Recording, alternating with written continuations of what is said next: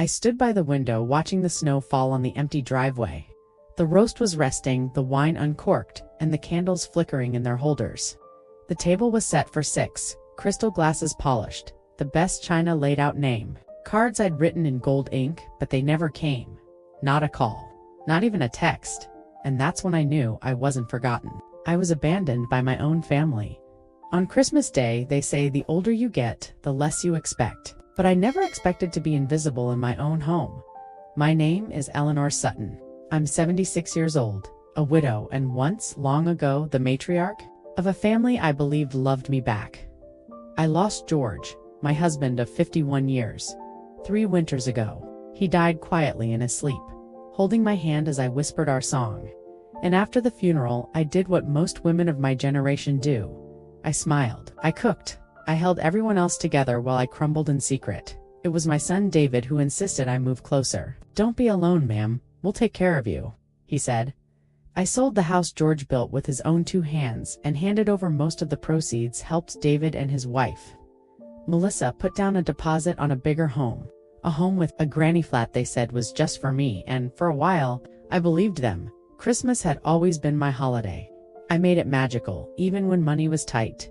Hand-stitched stockings, cinnamon-scented garlands. Always one surprise gift. They weren't expecting something deeply personal, deeply loved. This year was no different. Even though George was gone, I started preparing in November.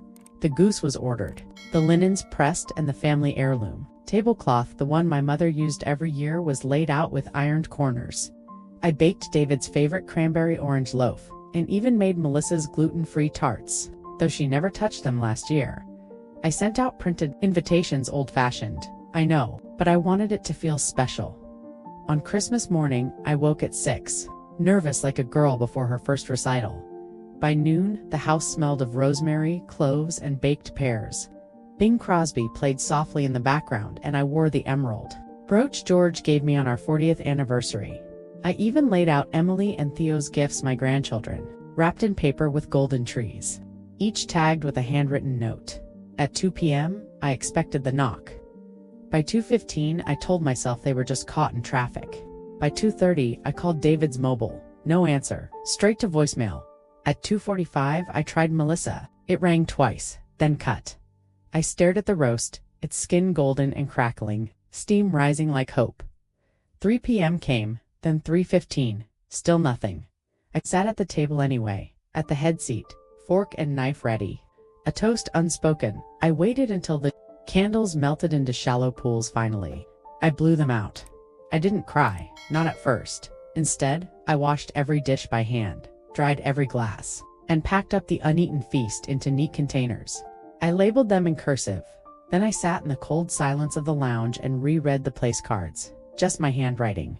No laughter, no chair scraped back, no footsteps down the hall. It wasn't until later, well after dark, that the truth arrived. Not a phone call, not an apology. A photo. Melissa had posted it to her social media. Her, David, Emily, and Theo at a posh hotel restaurant, smiling, champagne flutes in hand. The caption read, "Family is everything.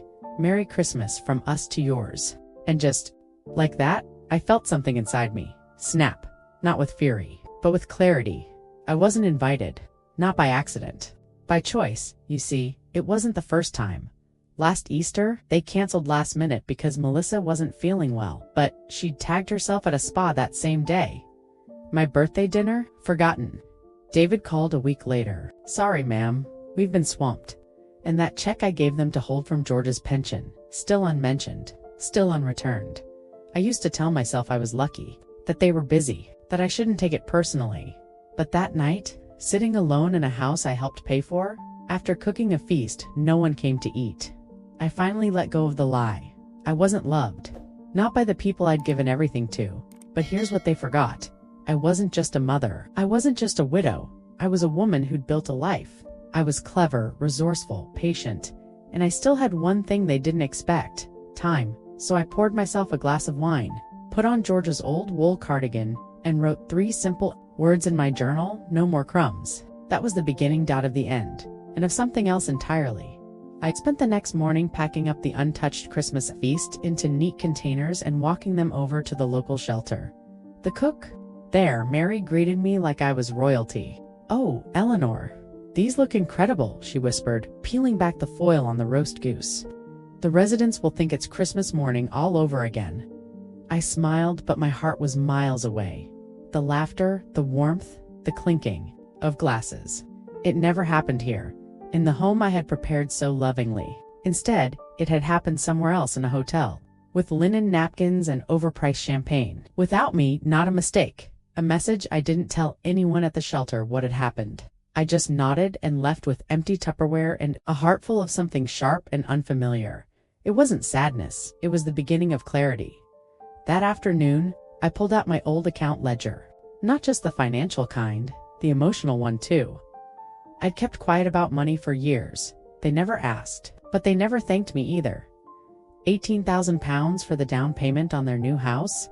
£3,500 to cover Melissa's emergency dental surgery last year, £1,200 for private school tuition when they said they just needed a little help.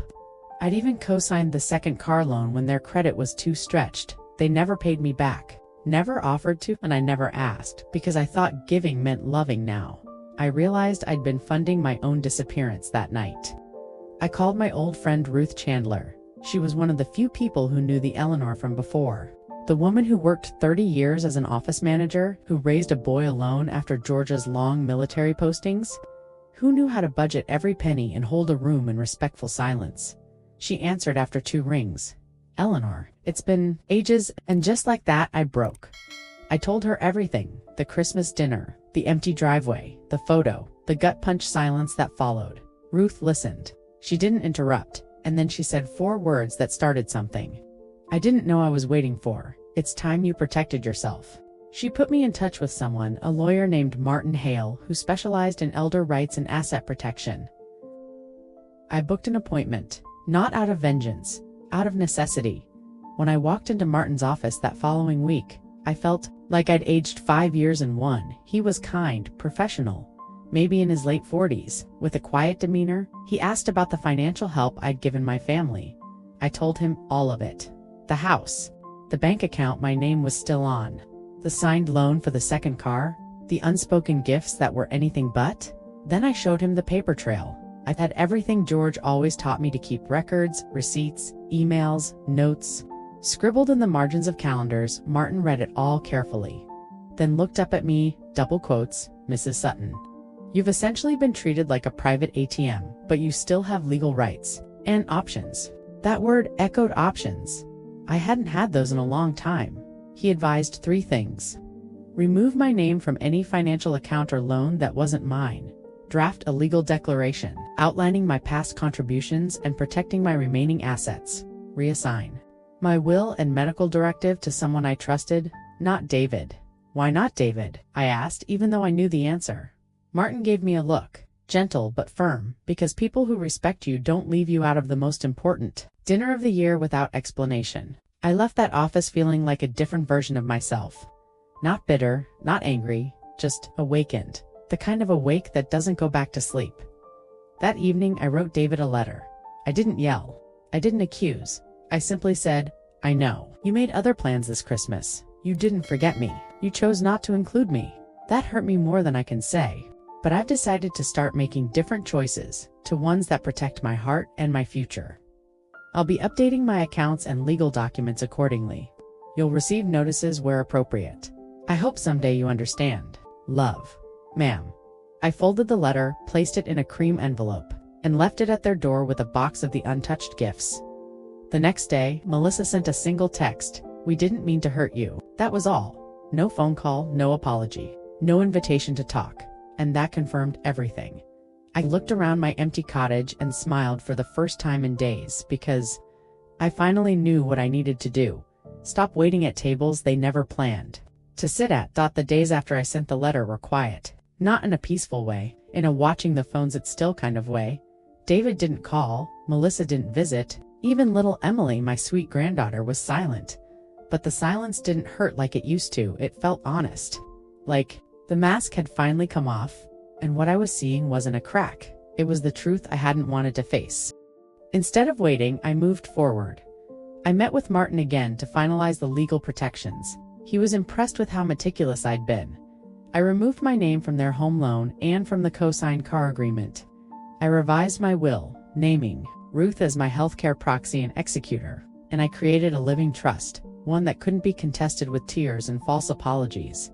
"You're reclaiming your name," Martin said as I signed the last form. "Yes, my name, my decisions, my life." Meanwhile, I began building a new kind of relationship. Not with David, but with myself.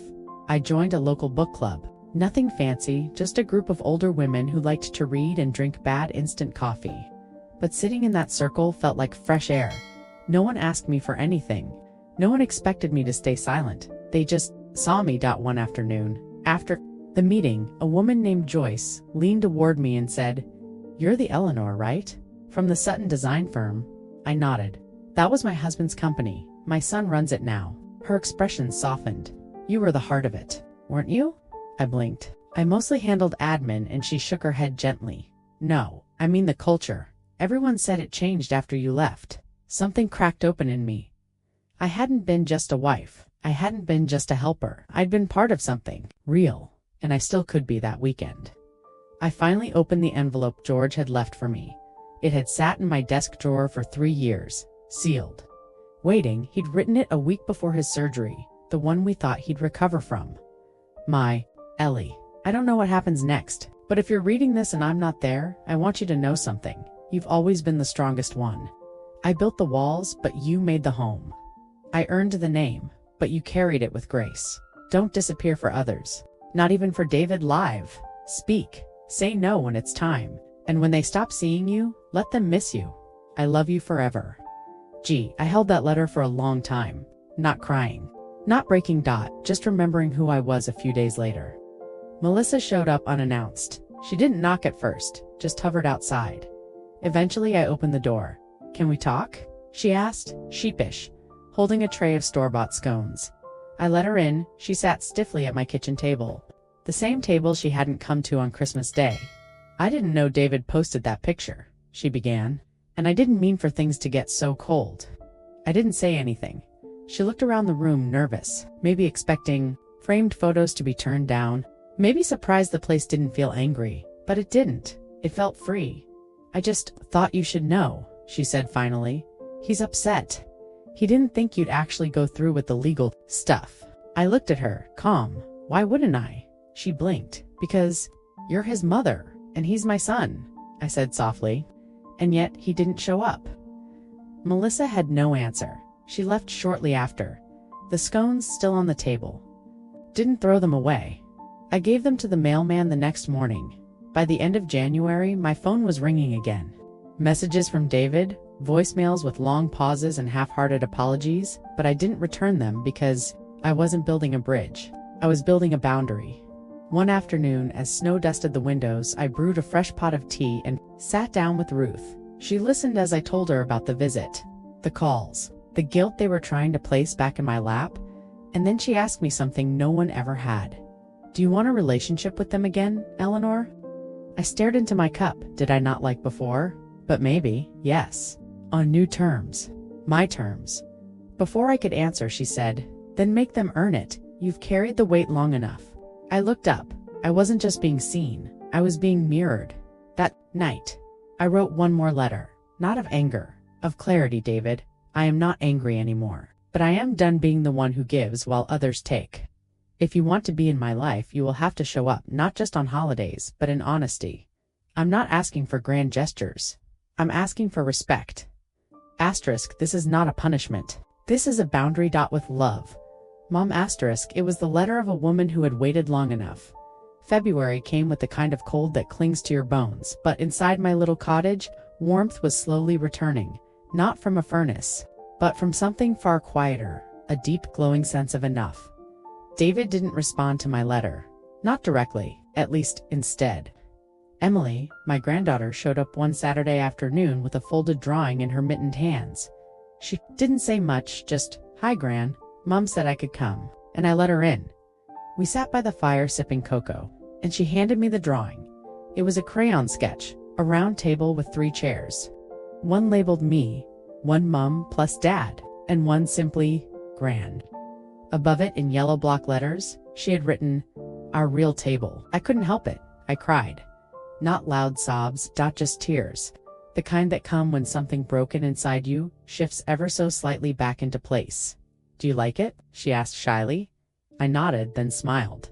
"I love it, darling. It's perfect." And it was because that little drawing reminded me I still mattered. Even if they didn't always know how to show it, in the weeks that followed, I began hosting my own gatherings. Not holiday dinners, not formal events, just people, women from the book club, old friends like Ruth, even a few neighbors I'd barely spoken to in years.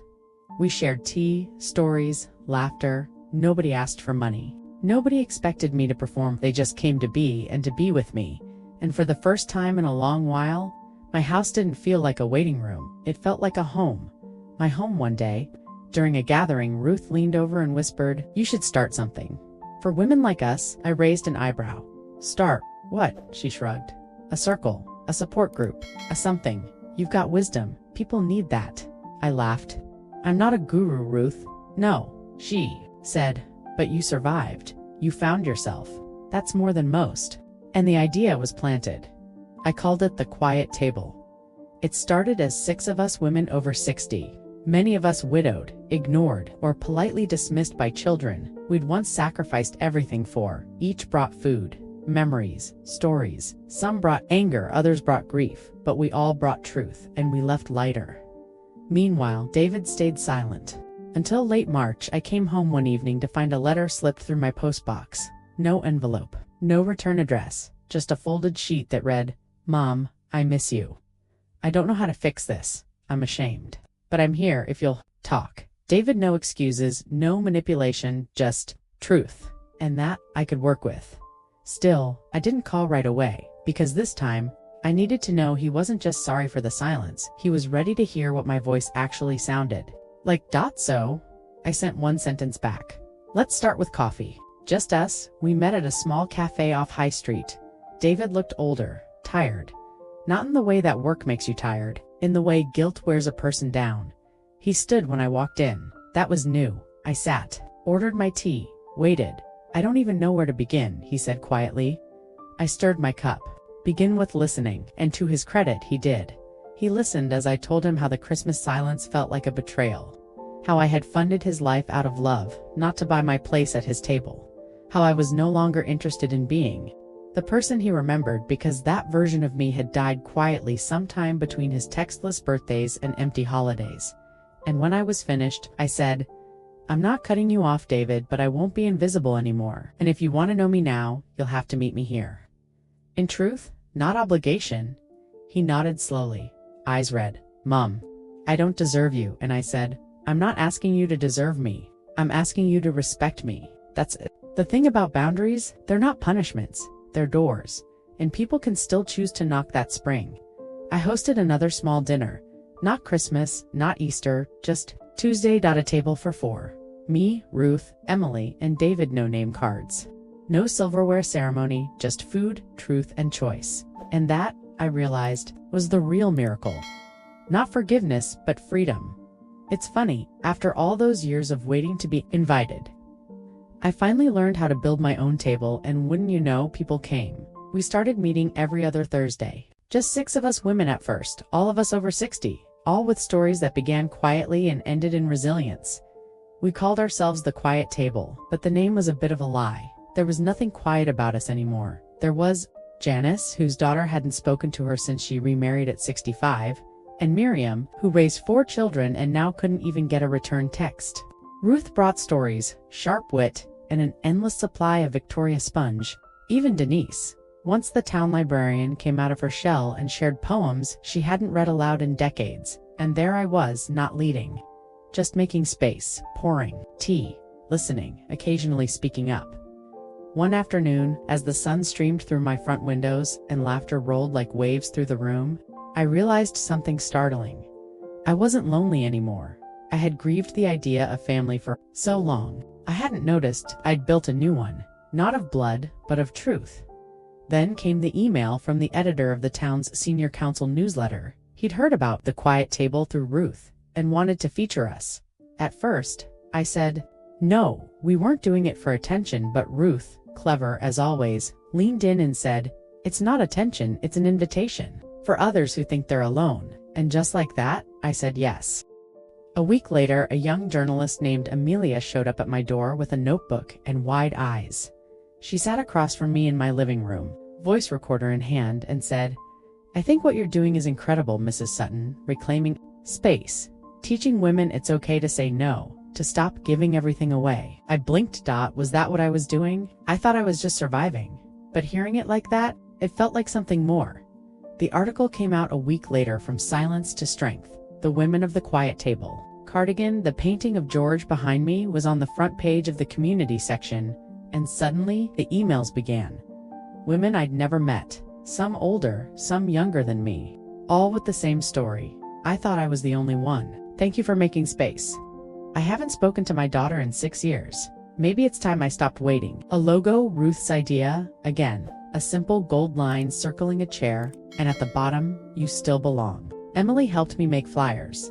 She came over one afternoon after school, her backpack overflowing with glitter glue and markers.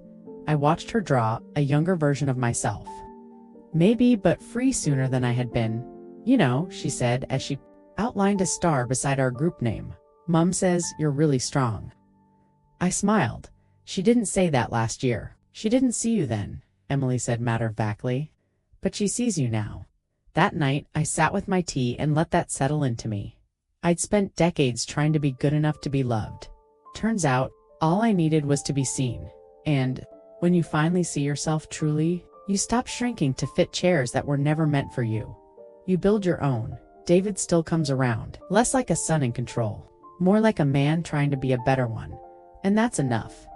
Melissa drops off Emily sometimes. First Christmas after it all, I didn't set the table for 6. I set it for who showed up, and this time the seats were full. Not because I begged, and people I saw right back. I looked around the room at Ruth, at Janice. I offer this to you, whoever you are, reading this. If they never came to your table, if they only called when they needed something, stop waiting. Build your own table, you'll be amazed. Who sits down? Spring drifted in softly, one daffodil at a time, and I too bloomed again. But not the kind of blooming people expect from women of a certain age. No reinvention. Number, travel brochures or tango lessons. Just peace. Soft, grounded, unmistakable peace. I woke up without dread. I cooked for one without apology. And most miraculously, I never once looked at my phone wondering if they'd call, because I had finally stopped waiting for my own life to begin. One Saturday morning, I was at the market picking out lemons when a woman tapped me on the shoulder. "Mrs. Sutton," I turned. She looked familiar. Maybe 10 years younger, kind eyes. "My mom came to one of your quiet table meetings. She said you saved her, that you helped her find herself again." I didn't know what to say, so I just placed a lemon in my basket and nodded. It wasn't humility, it was clarity, because I hadn't saved anyone. I'd simply made space and invited truth in. That's all most of us really need. Later that week, I sat in the garden pruning back the ivy George planted 30 years ago. I paused, shears in hand, and looked around. The house was quiet, the kind of quiet that used to ache, but now it hummed. The wind in the trees, the rustle of leaves, the low clink of the wind chime Emily made me last year. Even silence feels different when you no longer fear it. Then came the letter A, proper one, handwritten from Melissa. Inside, folded carefully between thick pages, was an apology not just for Christmas, for the years of minimizing. The comments, the silence, the absence. She didn't ask for forgiveness, she asked for space to earn it. That I could respect. David came to tea the following week, just him. No performance. He helped me prune the roses out front, in the way. He says, "Ma'am, are you warm enough?" Without agenda. Emily visits more often now, sometimes just to talk. The other day, she asked if I'd help her with a school project. They said we have to pick a woman we admire. She said, "I picked you." I blinked me. She shrugged. "You're strong, and you don't pretend." I kissed her forehead and excused myself to the kitchen because even after everything, there are some compliments you carry in your chest, like a secret. Ruth and I walk together every Sunday. She teases me. "You're famous now," she said, holding up a flyer for our next quiet table meeting. I laughed, but I also didn't flinch, because being known, truly known, is no longer something I fear. I'm not the woman I used to be. I'm not a shadow in the corner of someone else's story. I'm the narrator now, and every chapter I write from here on out is mine. If you're reading this and you've ever felt pushed aside by your children, your family, the world that tells women we expire after a certain age, let me say what no one ever said to me when I needed it most. You are not a burden. You are not invisible. You just need to stop waiting for permission to be whole. There is a life after betrayal, a rich one, a real one, a beautifully quiet one, filled with exactly who chooses to show up and exactly who you allow to stay. Winter returned. Fully, finally in the center of her own story, a week before Christmas, not to a gala, but to a small community honors ceremony at the town hall. Someone had nominated me anonymously for my work with the quiet table. I laughed when I read it. For visibility that night, I stood in front of a small crowd, mostly women, mostly older, as the mayor handed me a glass plaque engraved with my name, Eleanor Sutton. It read, "For turning silence into sanctuary." I gave a short speech. Just a few lines. I was once a woman who thought love meant always saying yes. Now I know. Love, real love, begins when we respect ourselves enough to say no. Thank you, not for this award, but for reminding me I still have something worth sharing. They clapped, not wildly, but warmly afterward. A woman I'd never met came up to me. She was crying. "You don't know me," she said, "but I've been following your story."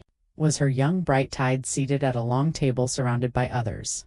"I spent years waiting at this table," she said, "but they never saw me. I've built my own now. Thank you for teaching me how." I held her hand and didn't say a word, because sometimes I didn't check my phone. Instead, I brewed tea, lit one candle, hung a fresh wreath on the door, and placed a paper crown, the kind Emily still insists on wearing, on my own head at noon. There was a knock. David, Melissa, Emily. They came with modest gifts and something far more valuable: presents. No fancy apologies, just quiet love. We ate stew and warm bread, played cards, laughed. And when Emily asked Gran, "Is this your favorite Christmas now?" I smiled and said, "It's the one where I didn't disappear. That makes it the best one yet." They helped clear the dishes.